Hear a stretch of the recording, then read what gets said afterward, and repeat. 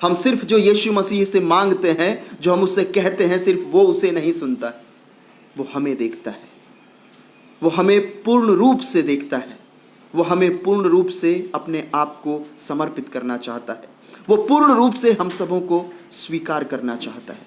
सिर्फ हमारी ज़रूरतों को पूरा करके नहीं, बल्कि हमें परिपूर्ण बनाकर, हमें परिशुद्ध बनाकर वो ईश्वर हमें अपनाना चाहता है। प्यारे दोस्तों, आइए हम कुछ क्षण मौन हो जाएं, अपने आप को सिर्फ और सिर्फ प्रभु के लिए समर्पित कर दें। हमारे जीवन में ऐसी कोई भी चीज नहीं होगी जिसे हम ईश्वर का स्थान दे देंगे। हमारे जीवन की कोई भी ऐसी जरूरत नहीं होगी जिसे हम ईश्वर का स्थान दे देंगे। चाहे वो हमारी मृत्यु हो, चाहे वो हमारा जीवन हो, चाहे वो हमारा दुख हो, चाहे वो हमारा संकट हो, चाहे वो हमारा सुख हो, कोई भी ऐसी चीज उस ईश्वर का जगह नहीं ले सकती। मैं अपनी जिंदगी में, मैं अपने जीवन में किसी भी चीज को उस ईश्वर के समान नहीं मान सकता, मैं उस ईश्वर के बराबर नहीं रख सकता। वो मेरा धन दौलत हो, वो मेरा रुतबा हो, मेरा पैसा हो, या मेरे पूरे जीवन की कमाई हो, कोई भी चीज मैं ईश्वर के तुल्य नहीं मानता, क्योंकि वो ईश्वर जिसने मुझे बनाया है, सिर्फ मुझे नहीं बनाया है, उसने पूरी कायनात को बनाया है। जो कुछ इस पृथ्वी पर है, जो कुछ था, जो है, जो होगा, वो सब कुछ उस ईश्वर से आया हुआ है, और उसी ईश्वर को मैं नतमस्तक करता हूं। उसी सर्वशक्तिमान पिता ईश्वर ने अपने इकलौते पुत्र यीशु मसीह को मेरे लिए इस जमीन पे भेजा, आपके लिए इस जमीन पे भेजा, पूरी मानव जाति के लिए, पूरी कायनात के लिए इस जमीन पर भेजा, ताकि हम पश्चाताप करें और स्वर्ग राज्य को प्राप्त करें, ताकि हम पश्चाताप करें और मृत्यु से जीवन को प्राप्त करें, ताकि हम पश्चाताप करें और अंधकार से निकलकर प्रकाश को प्राप्त कर सकें, ज्योति को प्राप्त कर सकें, ताकि हम असत्य से उस सत्य को जान सकें जो यीशु मसीह स्वयं है। हम उस जीवन को जान सकें जो यीशु मसीह स्वयं है। हम उस मार्ग को जान सकें जो यीशु मसीह स्वयं है।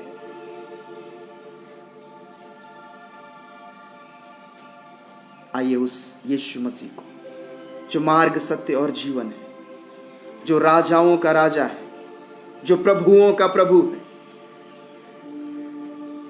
उस यीशु प्रभु के लिए, उस राजाओं के राजा ईश्वर के लिए, जो हमारा ख्याल रखता है, जो हमें संभालता है, जो हमारी सांसों का देखभाल करता है, उसकी मर्जी के बगैर मेरी एक सांस नहीं चल सकती, उस यीशु मसीह को, उस जीवन देने वाले परमेश्वर को, उस आत्मा देने वाले ईश्वर के पुत्र यीशु मसीह को हम धन्य कहें, हम उसकी आराधना करें, उस राजाओं के राजा यीशु मसीह की, उस प्रभुओं के प्रभु यीशु मसीह की।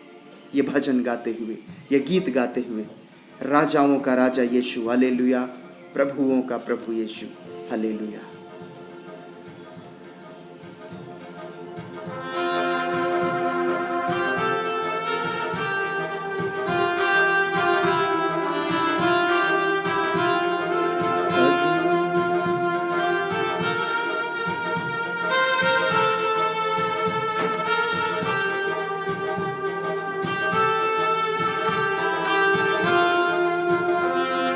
राजाओं का राजा यीशु हालेलुया, प्रभुओं का प्रभु यीशु हालेलुया। एक साथ, राजाओं का राजा यीशु हालेलुया, प्रभुओं का प्रभु यीशु हालेलुया। राजाओं का राजा यीशु हालेलुया, प्रभुओं का प्रभु यीशु हालेलुया। जीवन देने वाला यीशु हालेलुया, जीवन देने वाला यीशु हालेलुया, मुक्ति देने वाला यीशु हालेलुया, मुक्ति देने वाला यीशु हालेलुया।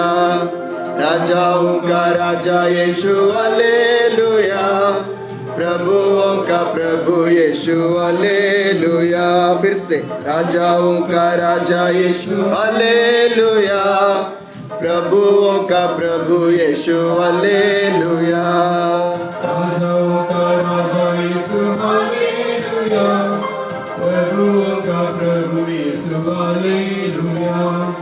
आत्मा देने वाला यीशु हालेलुया, आत्मा देने वाला यीशु हालेलुया, आनंद देने वाला यीशु हालेलुया, आनंद देने वाला यीशु हालेलुया।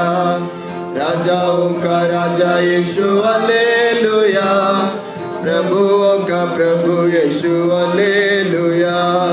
राजाओं का राजा यीशु हालेलुया, प्रभुओं का प्रभु यीशु हालेलुया। राजाओं का राजा यीशु हालेलुया, प्रभुओं का प्रभु यीशु हालेलुया। संगत देने वाला यीशु हालेलुया, संगत देने वाला यीशु हालेलुया। छुटकारा देने वाला यीशु हालेलुया, छुटकारा देने वाला यीशु हालेलुया। राजाओं का राजा यीशु हालेलुया, प्रभुओं का प्रभु यीशु हालेलुया। राजाओं का राजा यीशु हालेलुया, प्रभुओं का प्रभु यीशु हालेलुया। शांति देने वाला यीशु हालेलुया, शांति देने वाला यीशु हालेलुया, शक्ति देने वाला यीशु हालेलुया, शक्ति देने वाला यीशु हालेलुया। राजाओं का राजा यीशु हालेलुया, प्रभुओं का प्रभु यीशु हालेलुया। राजाओं का राजा यीशु हालेलुया, प्रभुओं का प्रभु यीशु हालेलुया। राजाओं का राजा यीशु हालेलुया, प्रभुओं का प्रभु यीशु हालेलुया। एक साथ राजाओं का राजा यीशु हालेलुया, प्रभुओं का प्रभु यीशु हालेलुया। राजाओं का राजा यीशु हालेलुया, प्रभुओं का प्रभु यीशु हालेलुया। राजाओं का राजा यीशु हालेलुया, प्रभुओं का प्रभु यीशु हालेलुया। राजाओं का राजा यीशु हालेलुया, प्रभुओं का प्रभु यीशु हालेलुया। यीशु मसीह यहाँ उपस्थित सभी लोगों पर अपनी आशीष दे प्रभु। तेरे वचन को सुनने के लिए जो आए हैं उन पर अपना आशीर्वाद दे प्रभु यीशु मसीह। तेरी आराधना हो प्रभु यीशु मसीह। Hallelujah hallelujah hallelujah hallelujah hallelujah hallelujah hallelujah hallelujah hallelujah hallelujah hallelujah hallelujah hallelujah hallelujah hallelujah hallelujah hallelujah. हमें पवित्र करिए यीशु मसीह। हमारी आत्मा को शुद्ध कर प्रभु, हमारे मुख को हमारे जीवा को शुद्ध कर प्रभु यीशु मसीह। यहाँ उपस्थित सबों को आशीर्वादित कर, तेरे वचनों को सुनने वालों को पवित्र कर प्रभु जी। Hallelujah hallelujah hallelujah hallelujah hallelujah hallelujah hallelujah hallelujah hallelujah hallelujah hallelujah hallelujah hallelujah hallelujah. Hallelujah. आइए हम प्रभु के सामने समर्पित होकर खुद को शांत कर लें, अपने आप को तैयार करें हम उस प्रभु के वचन को स्वीकार करने के लिए। प्रभु का वचन कहता है कि शब्द ने शरीर धारण किया। ईश्वर का पुत्र यीशु मसीह ही वो शब्द है जो शरीर बनकर हमारे बीच में आया।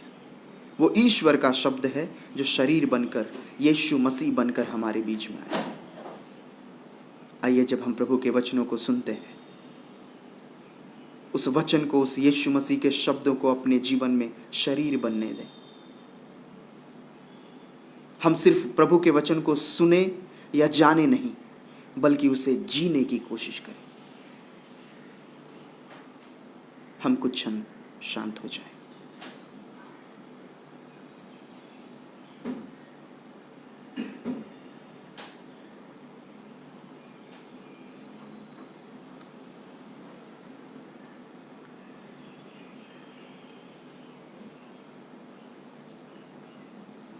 स्वयं को तैयार करते हुए हम उसी प्रार्थना को दोहराएं जो प्रभु यीशु ने सिखाया है। हे हमारे पिता जो स्वर्ग में है, तेरा नाम पवित्र किया जाए, तेरा राज्य आवे, तेरी इच्छा जैसे स्वर्ग में है वैसे इस पृथ्वी पर भी पूरी हो। हमारा प्रतिदिन का आहार आज हमें दे, और हमारे अपराध हमें क्षमा कर जैसे हम भी अपने अपराधियों को क्षमा करते हैं, और हमें परीक्षा में न डाल परंतु बुराई से बचा। ख्रिस्त में प्यारे भाइयों और बहनों, आज मैं आप लोगों के सामने संत मार्कुस के सुसमाचार से वचन पढ़ना चाहूँगा और हम मिलकर इस वचन से प्रभु की महिमा देखेंगे। संत मार्कुस का सुसमाचार अध्याय 1 पद संख्या 9 और उससे आगे।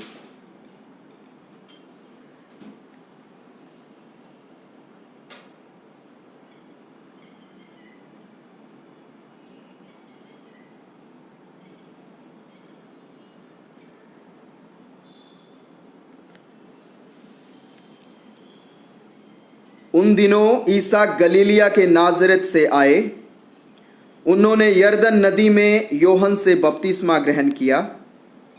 वे पानी से निकल ही रहे थे कि उन्होंने स्वर्ग को खुलते और आत्मा को कपोत के रूप में अपने ऊपर आते हुए देखा, और स्वर्ग से यह वाणी सुनाई दी, यह मेरा प्रिय पुत्र है, मैं तुझ पर अत्यंत प्रसन्न हूँ। और स्वर्ग से यह वाणी यह कहते हुए सुनाई दी कि तू मेरा प्रिय पुत्र है, मैं तुझ पर अत्यंत प्रसन्न हूँ। इसके बाद आत्मा ईसा को निर्जन प्रदेश ले चला। वे 40 दिन वहाँ रहे और शैतान ने उनकी परीक्षा ली। वे बनैले पशुओं के साथ रहते थे और स्वर्गदूत उनकी सेवा परिचर्या करते थे। ख्रिस्त में मेरे प्यारे भाइयों और बहनों, ये कहानी संत मत्ती के सुसमाचार में भी मिलती है। ये घटना जब यीशु मसीह बपतिस्मा के लिए जाते हैं। अगर हमने ध्यान से सुना है प्रभु का वचन, तो संत मार्कुस का सुसमाचार अध्याय 1 पद संख्या 11 में लिखा है कि जब प्रभु यीशु मसीह बपतिस्मा ग्रहण कर रहे होते हैं, संत योहन के साथ जब जल से बपतिस्मा लेकर निकलते हैं उस नदी में, यरदन नदी में, तो पवित्र आत्मा उनके ऊपर आता है। स्वर्ग से एक वाणी सुनाई देती है कि तू मेरा प्रिय पुत्र है, मैं तुझ पर अत्यंत प्रसन्न हूँ। मतलब यीशु मसीह जो ईश्वर का पुत्र है, उसे कोई मनुष्य नहीं कहता है कि यह ईश्वर का पुत्र है। कोई जनता जो वहां पे सारे लोग खड़े थे, जो बपतिस्मा ले रहे थे, पश्चाताप का बपतिस्मा ले रहे थे, जो उस यूहन्ना बपतिस्ता के सुसमाचार को सुनकर, उसकी वाणी को सुनकर अपने मन को फिरा रहे थे, उनमें से किसी ने भी ये नहीं कहा कि यह ईश्वर का पुत्र है। यीशु मसीह को ईश्वर ने स्वयं सिद्ध किया कि ये मेरा पुत्र है। जब पवित्र आत्मा यीशु मसीह के ऊपर उतरता है, स्वर्ग खुलता है, स्वर्ग से ईश्वर की वाणी सुनाई देती है कि ये मेरा प्रिय पुत्र है। लेकिन मेरे प्यारे दोस्तों, अगर आप देखें, पद संख्या 11 में कहता है प्रभु ईश्वर की आवाज सुनाई देती है यीशु मसीह के लिए कि तू मेरा प्रिय पुत्र है, मैं तुझ पर अत्यंत प्रसन्न हूं। सिद्ध करता है ईश्वर, साक्ष्य देता है लोगों के सामने कि ये जो यीशु मसीह है, जो ये यीशु है बपतिस्मा ले रहा है, वो मेरा पुत्र है। सिद्ध करता है। ये एक आनंद का अवसर है, ये खुशी का पल है। लेकिन उसके तुरंत बाद पद संख्या 11 में प्रभु यीशु मसीह को सिद्ध किया जाता है पिता ईश्वर के द्वारा कि तू ईश्वर का पुत्र है। 12वें पद में लिखा है कि इसके तुरंत बाद आत्मा ने ईसा को निर्जन प्रदेश ले लिया।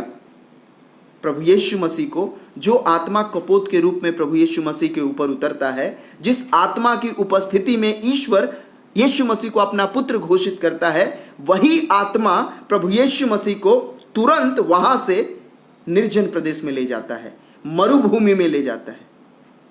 एक खुशी के पल से उसको दुख की घड़ी में ले जाता है। शायद उस निर्जन प्रदेश में जहां उसे खाने के लिए कुछ नहीं मिलता है, 40 दिन तक वह वहां रहता है, उपवास करता है, प्रार्थना करता है। यीशु मसीह को ईश्वर ने अपना पुत्र सिद्ध किया उस भीड़ में, उतने लोगों के बीच में। पवित्र आत्मा की उपस्थिति में।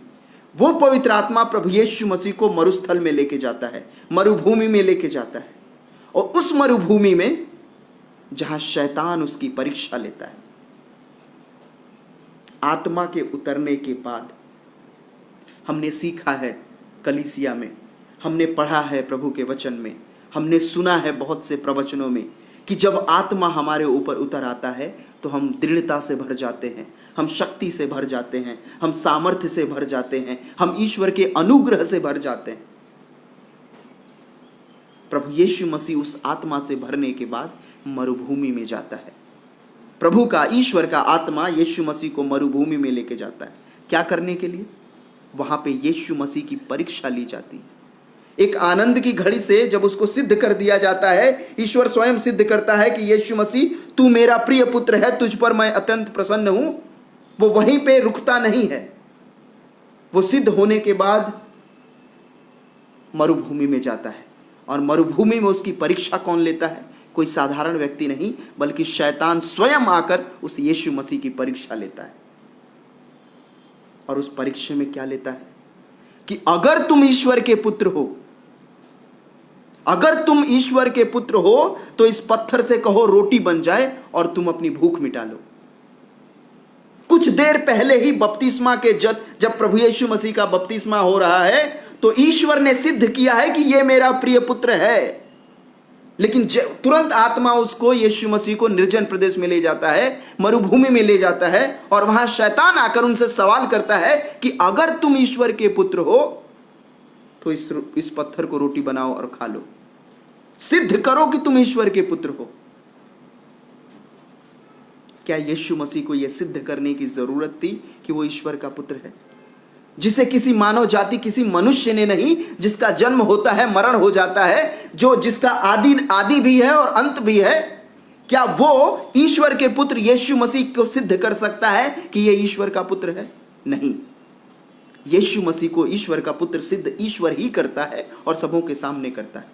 लेकिन उस सिद्धता को नकारते हुए शैतान यीशु मसीह के पास आता है और कहता है कि अगर तुम ईश्वर के पुत्र हो तो इस पत्थर को रोटी बनाओ और इसे खा लो, क्योंकि तुम भूखे।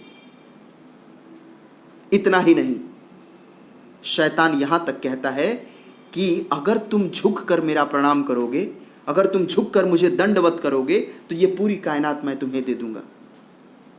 आजकल अगर कोई होता तो कहता कि जो मेरे पैरों की धूल है उसे मैं झुककर कैसे प्रणाम करूं। वो शैतान जिसे ईश्वर जानता है कि मैं उसे क्रूस के नीचे रौंद दूंगा, वो यीशु मसीह जानता है कि इस शैतान को मैं क्रूस के नीचे रौंद दूंगा, अपने पैरों के तले रौंद दूंगा। क्या उस शैतान को झुक के प्रणाम करेगा यीशु मसीह? लेकिन वो शैतान इस हकीकत को जानते हुए कि वो उस क्रूस के द्वारा पराजित कर दिया जाएगा, हरा दिया जाएगा, उस यीशु मसीह के सामने खड़ा होता है, परीक्षा लेता है। वो आत्मा जो प्रभु यीशु मसीह के बपतिस्मा के समय आया था, वही आत्मा उस यीशु मसीह को उस परीक्षा के लिए भी लेके जाता है, और उस जगह पे लेके जाता है जहां पे ना खाना मिलता है, ना पानी मिलता है। वो अकेले अपने जीवन को 40 दिन तक चलाता है। मेरे प्यारे भाई और बहनों, हम भी शायद ऐसी परिस्थितियों में पड़ जाते हैं। प्रभु यीशु मसीह ने हमें भी सिद्ध किया है। जिस दिन हमारा बपतिस्मा हुआ था, जिस दिन हमने यीशु मसीह को बपतिस्मा के रूप में स्वीकार किया था, ईश्वर ने कहा था, पूरी कलीसिया के सामने कहा था कि तुम मेरे पुत्र हो, तुम मेरी पुत्री हो, मैं तुमसे अत्यंत प्यार करता हूं, मैं तुमसे बेहद प्यार करता हूं। उस मोहब्बत को स्वीकार करेंगे हम, या अपने जीवन की मरुस्थल को, जब हम तपस्या में पड़ जाते हैं, जब हम अकेले पड़ जाते हैं, जब हम दुख में पड़ जाते हैं, तकलीफ में पड़ जाते हैं, मरुभूमि में आत्मा हमें ले आता है, उस समय अगर हमसे कहता है कोई कि अगर तुम सचमुच ईश्वर के पुत्र हो तो ये करके दिखाओ, क्या होती है मेरी स्थिति? क्या मैं अपने आप को साबित करने में लग जाता हूं? क्या मैं दूसरों की चुनौतियों को उस ईश्वर के खिलाफ खड़ा कर देता हूं? यीशु मसीह ने ऐसा नहीं किया। यीशु मसीह जो ईश्वर का पुत्र था, जिसे मालूम था कि वो ईश्वर का पुत्र है, जिसे किसी मनुष्य ने नहीं बल्कि ईश्वर ने स्वयं सिद्ध किया था कि तू मेरा प्रिय पुत्र है, तुझसे मैं अत्यंत प्रसन्न हूं, वो यीशु मसीह उस शैतान के सामने जाकर झुकता नहीं है। यीशु मसीह उस दुखद परिस्थिति में भूखे रहने के बावजूद भी उस शैतान के सामने झुकता नहीं है। वो उस शैतान के सामने सिद्ध नहीं करता है कि नहीं नहीं मैं ही प्रभु यीशु मसीह हूं, नहीं नहीं मैं ही ईश्वर का बेटा हूं। वो सिद्ध नहीं करता है। उसे मालूम है कि वो ईश्वर का बेटा है। वो सिद्ध करने की बजाय उस ईश्वर के दिए हुए वादे को जीता है। जिस ईश्वर ने उसे अपना पुत्र बनाया है, उस ईश्वर की मोहब्बत को, उस ईश्वर के भरोसे को, उस ईश्वर के प्यार को वो उस मरुभूमि में जीता है। वो जानता है, वो स्वयं से शायद कहता होगा कि मैं जानता हूं कि मैं ईश्वर का पुत्र हूं और मुझे ईश्वर के अलावा किसी और के सामने झुकने की जरूरत नहीं है। मुझे ईश्वर को किसी और के सामने साबित करने की जरूरत नहीं है, चाहे वो कैसी भी दुखद घड़ी हो। आज की इस परिस्थिति में हम जो अपने आप को यीशु मसीह का विश्वासी कहते हैं, हम लोग जो अपने आप को ख्रिस्तीय कहते हैं, हो सकता है हमारे जीवन में भी मरुस्थल है। हो सकता है हमें भी इस समय मरुभूमि में डाल दिया गया। हो सकता है हमने विश्वास के साथ प्रभु को स्वीकार किया था। हो सकता है बपतिस्मा में जैसे हमने प्रभु को स्वीकारा है, वो सारी खुशी हमारे जीवन में थी, हम बहुत आगे बढ़ रहे थे, सब कुछ हमारे पास था, लेकिन अचानक इस आत्मा ने मुझे दुखद घड़ी में डाल दिया है। मेरे परिवार में दुख है, तपस्या है, मैं अकेला हो गया हूं, नफरत हो गई है शायद लोगों से, लड़ाई झगड़ा होकर अकेले हो गए हैं, टूट गए हैं। क्या ऐसी परिस्थिति में शैतान मेरे सामने आकर है करता है कि साबित करो कि तुम ईश्वर के भक्त हो? क्या मैं अपने आप को उस मनुष्य के सामने साबित करने जाऊंगा, या मैं उस विश्वास को जीवित रखूंगा, जीऊंगा अपने जीवन में जिसे ईश्वर ने मुझे बपतिस्मा के समय दिया था? जब मेरा बपतिस्मा हुआ था पिता, पुत्र और पवित्र आत्मा के नाम से, उस समय मैं सिर्फ कलीसिया का सदस्य नहीं बना था, बल्कि ईश्वर का पुत्र बना था। मैं ईश्वर की पुत्री बनी थी। मैं क्या मैं एक ईश्वर के पुत्र के रूप में जीऊंगा? क्या मैं एक ईश्वर के पुत्री के रूप में जीऊंगी? प्रभु यीशु मसीह जो क्रूस पर टंगा हुआ था, उस क्रूस पर टंगते समय भी किसी ने बोला कि अगर तू सचमुच ईश्वर का पुत्र है तो नीचे उतर आ, खुद को बचा, मुझे भी बचा। वो चोर कहता है। लोग कहते हैं कि इसने दूसरों को जिलाया, मृतों को जिलाया, क्या खुद को नहीं जिला सकता? वो ईश्वर का बेटा है जो क्रूस पे मर रहा है। कैसा ईश्वर का बेटा है? अगर ये सचमुच ईश्वर का बेटा है तो क्रूस से उतर के नीचे आए और सिद्ध करे कि ईश्वर का बेटा है। क्या यीशु मसीह ने सिद्ध किया कि वो ईश्वर का बेटा है? नहीं। उसने उस मरुभूमि को, उस क्रूस को जिया। उसने उस क्रूस को बड़े प्यार से स्वीकार किया। उसे ईश्वर की इच्छा समझकर, उसे ईश्वर की मर्जी समझकर पूरी मानव जाति के उद्धार के लिए ईश्वर ने, यीशु मसीह ने उस क्रूस को झेला। वो लोगों के साथ खड़ा नहीं हो कि हाँ ईश्वर को हम अब साबित करना चाहते हैं कि ईश्वर है या नहीं है। अगर ईश्वर है तो मुझे आकर बचाए, अगर ईश्वर है तो मुझे आके इस क्रूस से उतारे। प्रभु यीशु मसीह ने नहीं कहा। हम अपनी परिस्थितियों में जब टूट जाते हैं, जब हम दुख की घड़ी में घिर जाते हैं, क्या हम उस ईश्वर के लिए चुनौती बनकर खड़े होते हैं? क्या हम उस ईश्वर को चुनौती देना शुरू करते हैं, या फिर हम अपने उस बपतिस्मा के विश्वास को जीना शुरू करते हैं, जहां हम मानते हैं, विश्वास करते हैं, स्वीकार करते हैं कि हम ईश्वर की संतान बन गए, और अगर मैं ईश्वर की संतान हूं तो मैं ईश्वर की संतान की तरह जीऊंगा। मैं ईश्वर के संतान के लिए जो वादा मिला है मुझे इस पवित्र ग्रंथ में, उस पवित्र ग्रंथ के वादे को मैं जीऊंगा। प्रभु का वचन कहता है कि उसने मेरा नाम हथेली पर लिख रखा है, वो मुझे मिटने नहीं देगा। उसने मुझे अनादिकाल से अपने थोट में बना रखा है, तो उसने मुझे बना रखा है। क्या मैं उस विश्वास को, क्या मैं ईश्वर के उस वादे को जीऊंगा? मैं जीऊंगा, क्योंकि मेरा पिता, मेरा सर्वस्व, मेरा ईश्वर है। दुनिया की कोई भी चीज, दुनिया का कोई भी व्यक्ति, दुनिया की कोई भी परिस्थिति मुझे चुनौती के रूप में यीशु के सामने खड़ा नहीं कर सकती। मेरा विश्वास मेरे ईश्वर पर अमर है। मुझे किसी और के सामने यह साबित नहीं करना है कि अगर मैं यीशु मसीह में विश्वास करता हूं तो तुम्हारा वचन, प्रभु का वचन कहता है, बाइबल कहता है कि यदि तुम यीशु मसीह में विश्वास करते हो, राई के दाने के बराबर भी विश्वास है, तो तुम इस पहाड़ से कहो मूव करके चला जाए दूसरी जगह। एक दिन ऐसी घटना हुई छत्तीसगढ़ में। एक फादर को पकड़ लिया गया।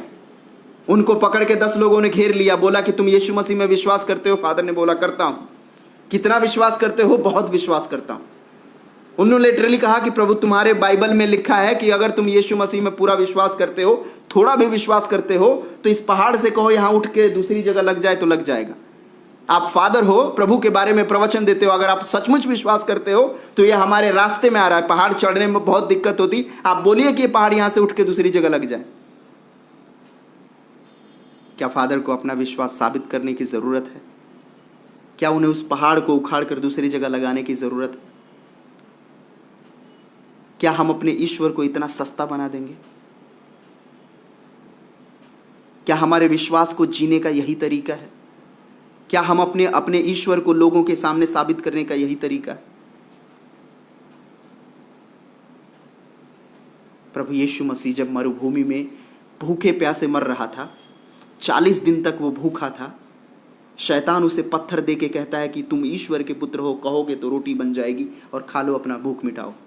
प्रभु यीशु मसीह भूखा रहना स्वीकार करता है, लेकिन उस शैतान की बातों को मानना स्वीकार नहीं करता है। हमारे जीवन में बहुत सारे ऐसे लालच, टेम्पटेशन आते हैं जो हमें देखने में अच्छे लगे, शायद हमारी ज़रूरत के लिए बहुत सही लगे शायद, लेकिन क्या वो सचमुच सही है? अगर प्रभु का वचन हम आगे पढ़ते हैं, प्रभु का वचन कहता है कि ईसा 40 दिन रहे और शैतान ने उनकी परीक्षा ली। हम परीक्षा क्यों ली यीशु मसीह की? बपतिस्मा लेते समय पवित्र आत्मा प्रभु यीशु मसीह पर उतरता है, कितनी अच्छी बात है, खुशी की बात है। ईश्वर सिद्ध करता है कि ये मेरा बेटा है, कितनी खुशी की बात है।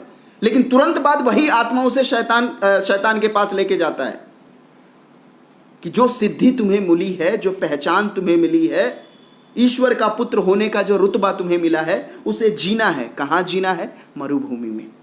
तुम्हारी परीक्षा होगी, उस परीक्षा में मुझे विफल नहीं होना है, उस परीक्षा में मुझे असमर्थ नहीं रहना है, उस परीक्षा में मुझे ईश्वरियता को जीना जरूरी। और इसीलिए मैं और आप बुलाए गए हैं। प्यारे भाई और बहनों, ईश्वर की इच्छा पूरी करने के लिए प्रभु यीशु मसीह ने सिर्फ 40 दिन उपवास और परहेज ही नहीं किया, उन्होंने उस क्रूस को भी गले लगा लिया, क्योंकि ईश्वर जो उसका पिता था, ईश्वर जिसने उसे इस दुनिया में भेजा था, उसकी मोहब्बत को यीशु मसीह जानता था। ईश्वर यीशु मसीह से इतना प्यार करता था कि उसने उसे क्रूस पर मरते हुए छोड़ नहीं दिया, 3 दिन कब्र में दफनाने के बाद उसे छोड़ नहीं दिया। ईश्वर ने उसे जिंदा किया। अगर इस पृथ्वी पर कोई पुनर्जीवित हुआ, किसी का स्वर्गारोहण हुआ जीवन के बाद, पुनर्जीवित होने के बाद, तो सिर्फ और सिर्फ यीशु मसीह का। इतिहास गवाह है। अगर आप संत पेतरुस के बारे में सोचें, वो संत पेतरुस जो बार बार यीशु मसीह से कहता था कि प्रभु यीशु मसीह आप क्रूस नहीं उठाएंगे, आप दुख नहीं झेलेंगे। जब भी प्रभु यीशु मसीह अपने भविष्य के बारे में बताते थे अपने शिष्यों से कि मेरा जीवन जो है, जो तुम देख रहे हो ऐसा नहीं है, एक समय आएगा जब मुझे क्रूसित कर दिया जाएगा, मुझे मार दिया जाएगा। तब उस समय पेतरुस उनसे कहता है कि प्रभु ऐसा नहीं हो सकता, आपके साथ ऐसा नहीं होना चाहिए। ये बात अगर आप पढ़ना चाहें तो संत पेतरुस के संत मत्ती के सुसमाचार में पढ़ सकते हैं, अध्याय 16 पद संख्या 21 से 23 में। जब प्रभु यीशु मसीह अपने दुख के बारे में बताते हैं, अपने क्रूस मरण के बारे में बताते हैं, तो पेतरुस उनसे कहता है कि नहीं प्रभु, आपको क्रूस स्वीकार नहीं करना चाहिए, नहीं प्रभु, आपको दुख झेलने की जरूरत नहीं है। और प्रभु यीशु मसीह कहते हैं, हट जा शैतान। जो पेतरुस बार बार यीशु मसीह को क्रूस के रास्ते पे चलने से मना कर रहा था, वही पेतरुस एक दिन स्वयं खुद क्रूस को गले लगाना चाहता है, बड़ी खुशी से गले लगाता है। वो खुद क्रूस पे मरता है। इतिहासकारों के द्वारा लिखा गया है, बहुत सारी बातें हैं। कोई कहता है कि पेतरुस को जला के मारा गया था, कोई कहता है कि पेतरुस को क्रूस पे मारा गया था। अगर पेतरुस को क्रूस पे मारा गया था, अगर यह हकीकत है, तो वो पेतरुस जो क्रूस का विरोध करता था, वो पेतरुस जो प्रभु यीशु मसीह को क्रूस पे चढ़ने से रोकना चाहता था, वो खुद क्रूस को क्यों स्वीकार करता है? संत पौलुस जो प्रभु यीशु मसीह के नाम से लोगों को मारता था, काटता था, उन्हें जेल में डालता था, वो खुद यीशु मसीह के लिए क्यों मरने के लिए तैयार हो जाता है? अपने आनंद की घड़ी से वो दुख की घड़ी को क्यों स्वीकार करता है? हम अपने मरुभूमि में उस ईश्वर को कैसे त्याग सकते हैं? ऐसा क्या था, ऐसी कौन सी चीज थी, ऐसा कौन सा वरदान था, ऐसा कौन सा अनुग्रह था जो उस पेतरुस को, पौलुस को, बाकी सारे शिष्यों को उस यीशु मसीह के लिए जान देने के लिए प्रेरित करता है। ऐसा क्या था जो उनके विश्वास को जीवित रखने के लिए क्रूस भी उन्हें रोक नहीं सका, उबलता हुआ तेल भी उन्हें नहीं रोक सका, जलती हुई आग उन्हें नहीं रोक सकी।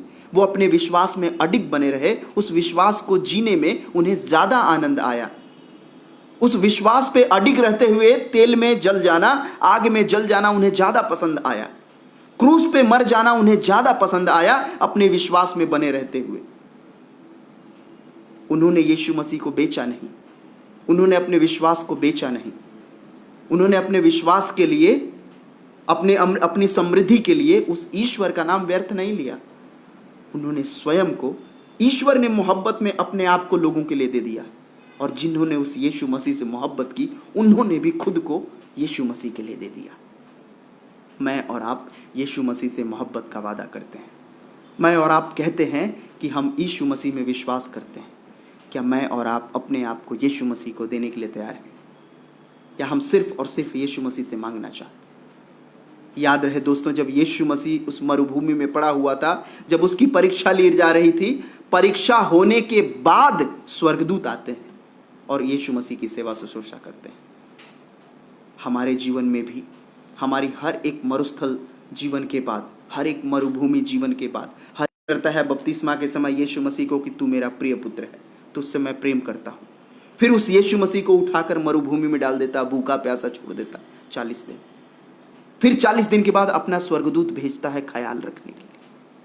वो क्रूस पे फिर मरता है बाद में, और क्रूस पे मरने के बाद भी छोड़ता नहीं। फिर कुछ दिनों के बाद उसे जिलाता है कब्र से, क्योंकि ईश्वर यीशु मसीह से प्यार करने का वादा करता है, उसे अपना पुत्र कहता है।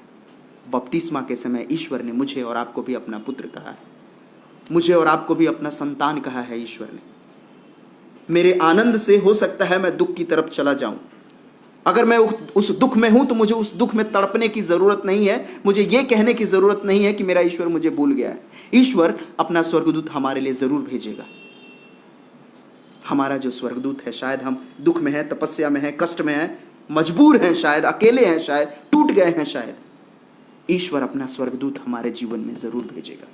हो सकता है हमें लगे कि हम क्रूस पे टांग दिए गए, हो सकता है कि हमारे हर एक तन के बदन से, हर एक जगह से खून बह रहा है, शायद आंसू रो रहे हैं, हम खून के आंसू रो रहे हैं। ऐसी परिस्थिति में भी ईश्वर हमें छोड़ता नहीं, वो अपने स्वर्गदूत को हमारे पास भेजेगा। वो हमें जरूर जिंदा करेगा, क्योंकि उसका वादा है, उसका वादा है, वचन कहता है कि वो हमसे प्यार करता है। हम बार बार इस बात को कहते हैं कि परमेश्वर की मोहब्बत हमारे लिए असीम है, परमेश्वर की मोहब्बत हमारे लिए बेपनाह है। ईश्वर से हमारा जो रिश्ता है, ईश्वर की जो मोहब्बत है हमारे लिए, वो सिर्फ चीज़ों पे डिपेंड नहीं करती है कि मैंने मांगा ईश्वर ने दिया इसलिए ईश्वर मुझे प्रेम करता है। नहीं, 40 दिन भूखे रहने के बाद भी यीशु मसीह प्यार करता है उस ईश्वर से। 40 दिन भूखे रहने के बाद भी यीशु मसीह ईश्वर की इच्छा पूरी करने के लिए तैयार है। क्रूस पर मरने के बाद भी, क्रूस पर दुख झेलने के बाद भी, कांटों का मुकुट पहनने के बाद भी, सीने में बर्छी लगने के बाद भी यीशु मसीह उस ईश्वर की मर्जी पूरा करने के लिए तैयार है। और हम, क्या हम तैयार हैं? या छोटे से दुख आने के बाद, छोटा सा तकलीफ आने के बाद, कहाँ गए यीशु मसीह, कहाँ गया चर्च, कहाँ गए फादर, कहाँ गए पादरी? हम कभी कभी अपनी अपनी कहानियों में इतने व्यस्त हो जाते हैं, अपने दुख की कहानी बताने में हम इतना समय लगाते हैं कि पहले मैं यहाँ दुखी था, अभी वहाँ दुखी था, मेरे साथ ये हुआ वो। हम इतने व्यस्त हो जाते हैं अपने दुख की कहानियां बताने में कि उस दुख से उबारने वाले ईश्वर को भूल जाते हैं। हम अपने दुख में इतने उलझ जाते हैं, अपने संकट में इतने व्यस्त हो जाते हैं कि हमें ये चीज नहीं दिखती कि इस दुख से भी उबारने वाला कोई है, जिसको हम ईश्वर कहते हैं, जिसे हम यीशु मसीह कहते हैं। प्यारे दोस्तों, आइए हम उस यीशु मसीह की तरफ नजर उठा के देखें। ये वही यीशु मसीह है जो हमें मरुभूमि से निकालने का वादा करता है। वो यही ईश्वर है जिसने इस्राएलियों को मरुभूमि से निकालकर एक प्रतिज्ञात देश दिलाया। ये वही यीशु मसीह है, ये वही यीशु मसीह का पिता ईश्वर है जिसने मरुभूमि में मन्ना खिलाया। अगर वो ईश्वर अपने लोगों से इतनी मोहब्बत करता है तो बपतिस्मा के समय वही ईश्वर मुझसे और आपसे प्रेम का वादा करता है। बपतिस्मा के समय वही ईश्वर हमें अपनी संतान बनाता है और अपनी संतान को ईश्वर कभी अनाथ नहीं छोड़ेगा। अपनी संतान को यीशु मसीह कभी ऐसे आवारा नहीं छोड़ेगा, दुख में नहीं छोड़ेगा। आइए उसकी इस मोहब्बत को ज़िंदा करें। हम विश्वास करें कि प्रभु हमें प्रेम करता है और उस विश्वास को हम अपने मस्तिष्क तक ना रखें, अपनी ज़ुबान तक ना रखें। मैं बार बार कहता हूँ कि यीशु मसीह को जानना काफ़ी नहीं है, यीशु मसीह के बारे में जानना काफ़ी नहीं है, यीशु मसीह को जीना बहुत ज़रूरी है। आइए अपने विश्वास को हम जिए, उस यीशु मसीह के विश्वास को बड़ी भक्ति के साथ, बड़ी श्रद्धा के साथ।